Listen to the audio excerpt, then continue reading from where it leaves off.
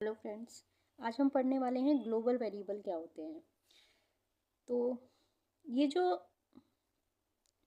Variable program file की starting में मतलब कि टॉप पर डिफाइन किए जाते हैं वो हमारे ग्लोबल वेरिएबल होते हैं।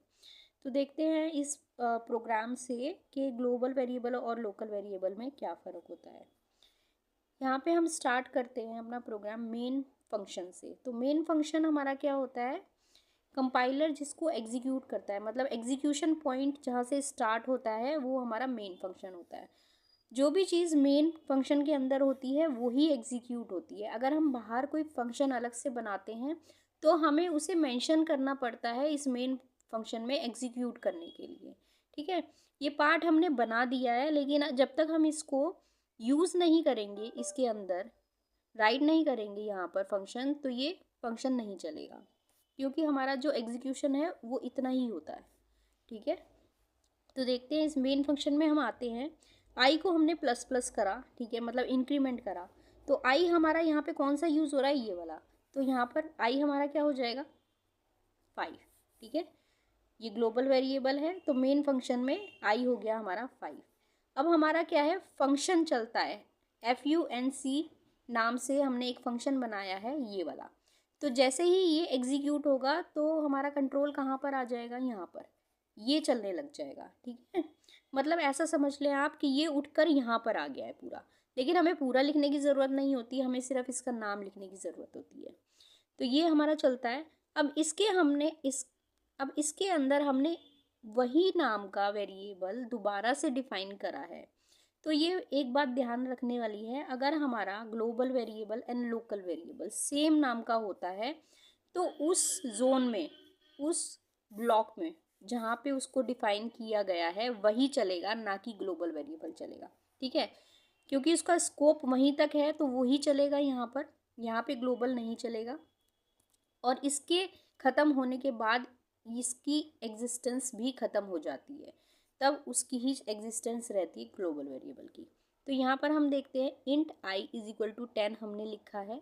आई को हम प्लस प्लस करते हैं और प्रिंट करवा देते हैं value of I in function is, यहाँ पे हमारा क्या आ जाएगी, इसकी वैल्यू। तो अब हमारा क्या यहाँ पे राइट होगा, मैं यहाँ पे आउटपुट लिखती हूँ इसका, सॉरी यहाँ पे, ओके यहाँ पे लिख देती हूँ। तो यहाँ पे मैं लिखती हूँ, सबसे पहले प्रिंट होगा द वैल्यू ऑफ आई इन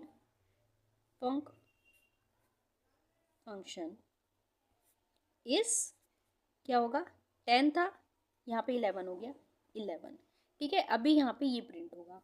अब जैसे ही हमारा ये ख़त्म हो जाएगा फंक्शन, फिर से हम इस लाइन पे आएंगे, क्योंकि हमारा ये फंक्शन चल चुका है, यहाँ पर ये चल चुका है, तो ये वाली लाइन चलेगी। अब क्या आएगा, print F I in main function is, इसकी वैल्यू यहाँ पर आ जाएगी। अब मेन फंक्शन में किस आई का स्कोप है, इस वाले आई का, मतलब ग्लोबल वेरिएबल का, तो ये ग्लोबल वेरिएबल चल जाएगा। अब क्या लिखेंगे हम, I in main function is, I plus plus हो गया था 5, तो यहाँ पे चलेगा हमारा 5। तो ये हमारा ग्लोबल वेरिएबल है, ये हमारा ग्लोबल वेरिएबल है, और ये हमारा ग्लोबल वेरिएबल नहीं है, ये हमारा लोकल वेरिएबल है। ठीक है, लोकल डेफिनेशन है, ये लोकल वेरिएबल हो गया हमारा।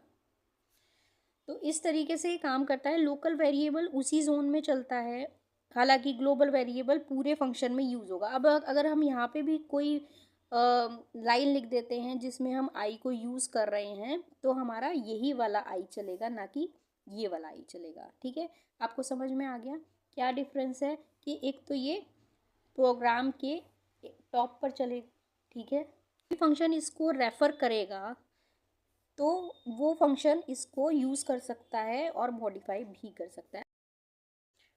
अगर यहाँ पे हमने ये डिफाइन नहीं किया होता तो ये रेफर करके इस वाले आई को यूज़ कर सकता था। तो ग्लोबल मतलब हो गया जो पूरे प्रोग्राम में चल रहा है, ठीक है, और लोकल हो गया जो उतने ही ब्लॉक में चल रहा है जहाँ पे उसको डिफाइन किया गया है। तो सिंपल है ये। और उस ब्लॉक में अगर सेम नाम का है तो लोकल वाला ही चलेगा उस ब्लॉक में। ठीक है, तो आई थिंक आपको समझ में आ गया होगा। तो अगर आपको कोई प्रॉब्लम होती है देन आप मुझसे पूछ सकते हैं। Thank you.